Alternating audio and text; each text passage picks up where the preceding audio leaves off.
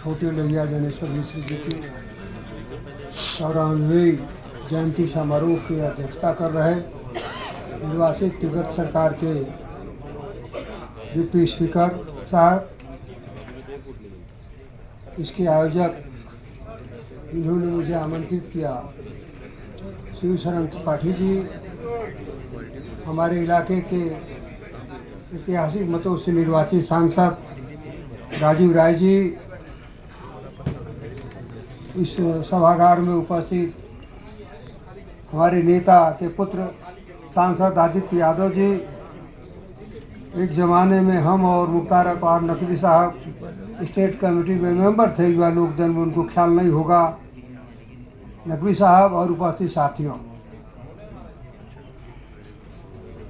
ज्ञानेश्वर जी का संस्मरण तो बहुत है, लेकिन मैंने देखा कि राजनीति में मूल्यों की राजनीति करने वाले दो व्यक्तियों को मैंने देखा, एक शरद यादव को, एक ज्ञानेश्वर मिश्रा देखा। जब मैं इंटर कॉलेज का अध्यक्ष था 74 में, गुजरात में विद्यार्थियों की अगुवाई की लड़ाई बनी, हॉस्टल की फीस को लेकर के जन आंदोलन चला कुछ। उस समय उपचुनाव हुए, शरद यादव जीते थे जबलपुर से, ज्ञानेश्वर जी फूलपुर से, हम लोग विद्यार्थी नेता थे, पुराने समाजवादी लोग, सभी नौजवानों को लेकर के हम लोग मजबूदार नेता थे। हम लोग आए थे इलाहाबाद में, बहुत छोटे थे, इंटर में पढ़ते थे, इंटर की उम्र कितनी होगी, मैं उस समय कॉलेज का था। ज्ञानेश्वर जी जीते, इमरजेंसी लगी,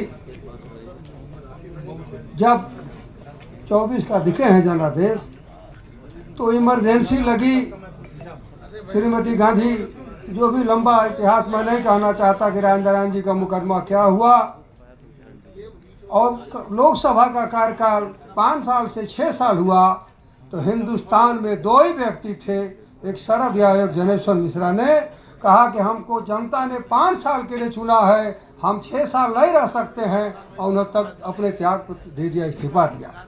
आज वही इमरजेंसी की तानाशाही हुकूमत चल रही है, और ये सरकार है, केंद्र सरकार, तमाम लोग हैं, इनको ज्ञान है कि अज्ञान है कि हम लोग आपातकाल में जेल में रहे, लोकतंत्र से नानी रहे, और इस सरकार ने जो भी अपने राजनीतिक कारणों से अब याद किया है हम लोगों को कि 25 जून को काला दिवस मनाएंगे, लेकिन कितनी विडंबना है कि सरकार का राजपथ है। नकवी साहब, आप संशोधन कराइए कि जो आपातकाल में जेल में रहे उन्हें हम श्रद्धांजलि अर्पित करेंगे। अरे हम लोग जिंदा हैं, अगर किसी के घर जाए या आपके पिताजी को श्रद्धांजलि अर्पित करेंगे तो क्या कहेगा?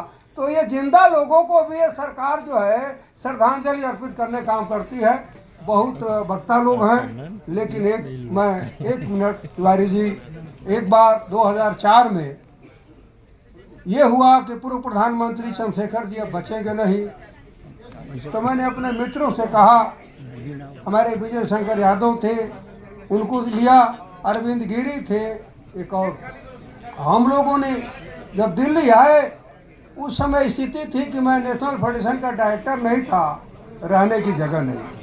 अपने सांसद के यहाँ गए, चंद्रदेव जी थे, तो आगे से ताला बंद था। गुरु जी के यहाँ आकर के पीछे हम लोग उनके गेस्ट रूम में गए।